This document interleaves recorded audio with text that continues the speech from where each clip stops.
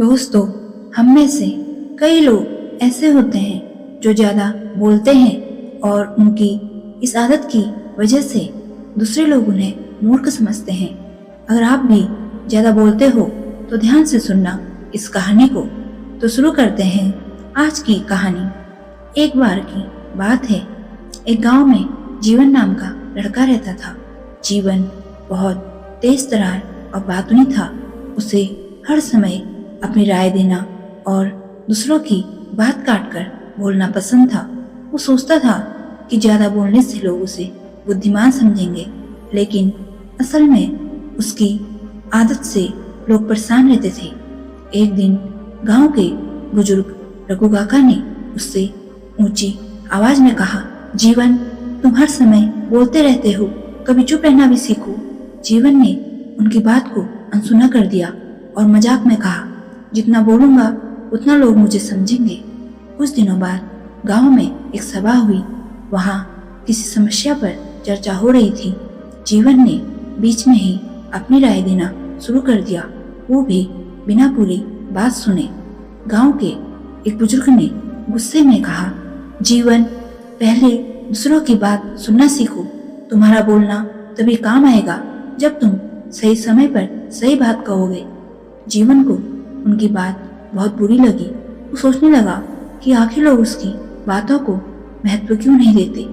एक दिन जीवन अपने सवाल का जवाब खोजने के लिए गांव के पास एक साधु महाराज के पास गया। उसने साधु से पूछा, गुरुजी, मैं हमेशा सच बोलता हूँ और अपनी राय देता हूँ, फिर भी लोग मेरी बातों को महत्व नहीं देते हैं, ऐसा क्यों?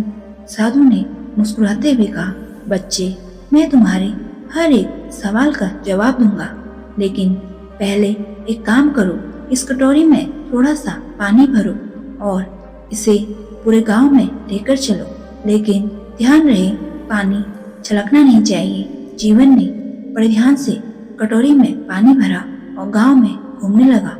वो हर कदम सोच समझ कर रखता ताकि पानी छलक ना जाए।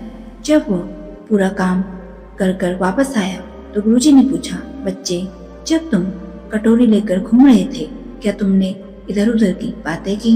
जीवन ने जवाब दिया, नहीं गुरुजी, मैं कटोरी पर ध्यान दे रहा था। अगर मैं बोलने या ध्यान भटकाने लगता तो पानी गिर जाता। साधु मुस्कुराए और बोले, बिल्कुल सही, यही तुम्हारे सवाल का जवाब है।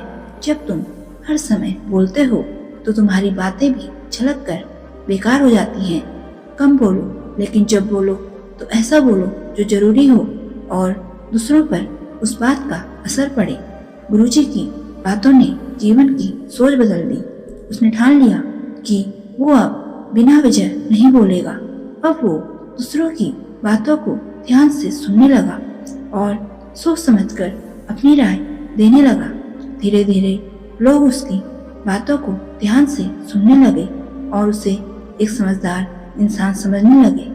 दोस्तों, ये कहानी हमें सिखाती है कि कम बोलने की आदत आपको बुद्धिमान और प्रभावशाली बनाती है।